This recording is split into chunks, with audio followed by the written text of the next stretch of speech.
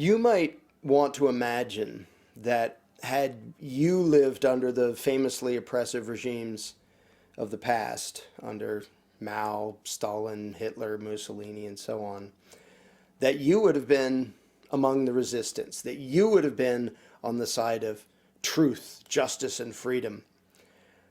But statistically speaking, that's probably not true.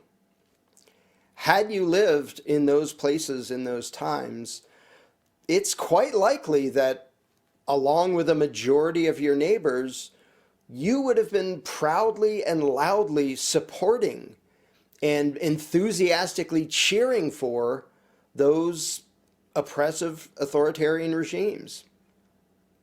Now, you might disagree. Not you. You would have been virtuous, brave, and principled, right?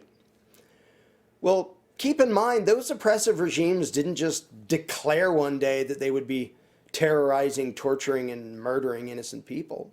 Quite the opposite. Even the most vicious tyrants claimed that what they did was for the common good, was necessary for law and order, and to protect the people. And many believed it. Real-world tyrants aren't comic book villains. Most people don't even recognize them as tyrants until it's too late. Those historical tyrants, they were all cheered on by huge numbers of people, well-intentioned people who saw themselves as the good guys and saw the disobedient scofflaws and rebels as the bad guys and deserving of whatever punishment the state might impose upon them.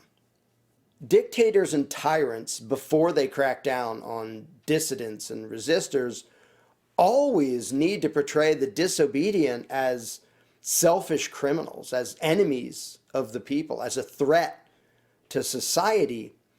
Meanwhile, the loyal, obedient subjects are told that they are the virtuous, intelligent, caring, and compassionate ones, the ones nobly sacrificing for the common good, being responsible, upstanding citizens by going along with whatever the political ruling class tells them to do.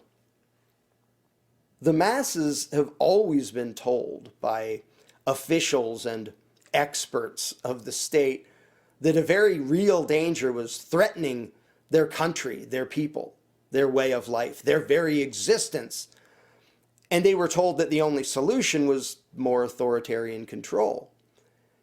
And they were told that any who doubted such fear-mongering or didn't approve of the authoritarian solution were just ignorant, uncaring, mentally unstable, or worse, that the disobedient were trying to harm the decent, good, law-abiding citizens.